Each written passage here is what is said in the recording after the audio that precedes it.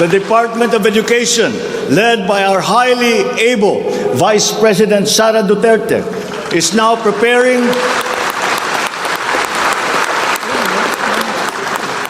preparing for its implementation in the upcoming school year, with utmost consideration for the safety of students as we are still in the middle of the COVID-19 pandemic.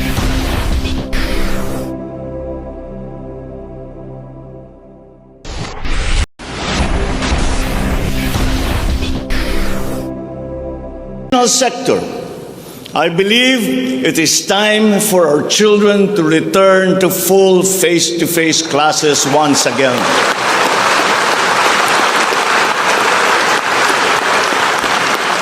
The Department of Education, led by our highly able Vice President Sara Duterte, is now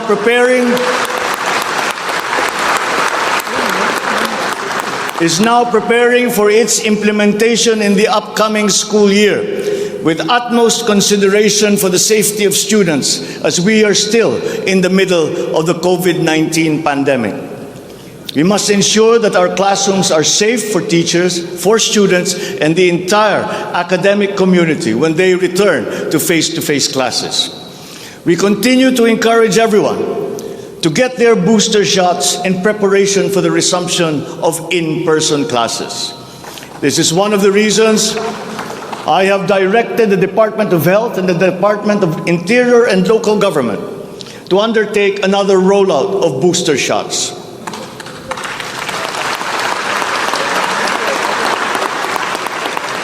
The condition and availability of schoolrooms for our students must also be addressed, again, in coordination with the Department of Public Works and Highways.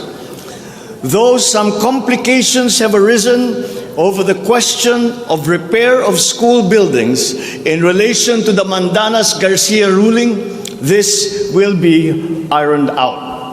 We have been in discussion with local government leaders, governors, and mayors in the last few weeks to determine with the LGUs what is actually practicable, what functions belong to the LGUs, and what belong to the national government. There have also been lengthy discussions on the continuation and viability of the K-12 school system. We are giving this careful review, and all necessary inputs and points of view are now being considered. In the longer term, we are instituting a program of refresher courses and retrainings for our teachers so they can stay abreast of the rapid growth in technology, especially in this post-pandemic world. As for the horror stories that we have heard about the poor quality of educational materials and supplies that are being given to our schools, this must end.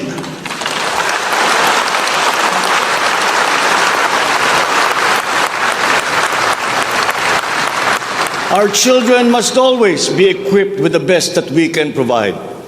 Ang edukasyon ay ang tangi nating pamana sa ating mga anak na hindi mawawaldas. Kaya anumang gastusin sa kanilang pag-aaral ay hindi tayo nagtitipid. Hindi rin tayo nagtatapon. And once again, I am not talking about history or what is being taught. I am talking about materials that are necessary for effective teaching in this day and age. Children now need connectivity to the internet. They need devices to use. They need computers, educational tools.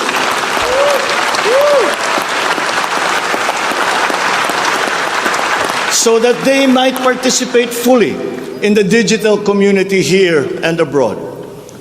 We must do better in the international rankings, especially when it comes to the so-called STEM subjects: science, technology, engineering, and mathematics. These skills, this knowledge, are necessary for our young people to be able to compete in a highly technological and competitive world. The raw talent is there in our young people. It is up to our educational system to develop and to refine that great pool of talent.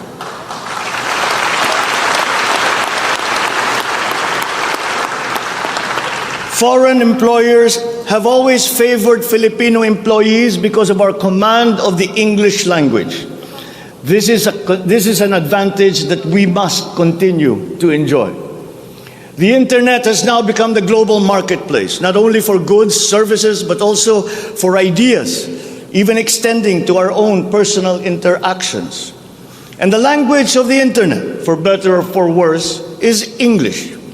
Therefore, the question of our medium of instruction must be continuously re-examined to maintain that advantage that we have established as an English-speaking people.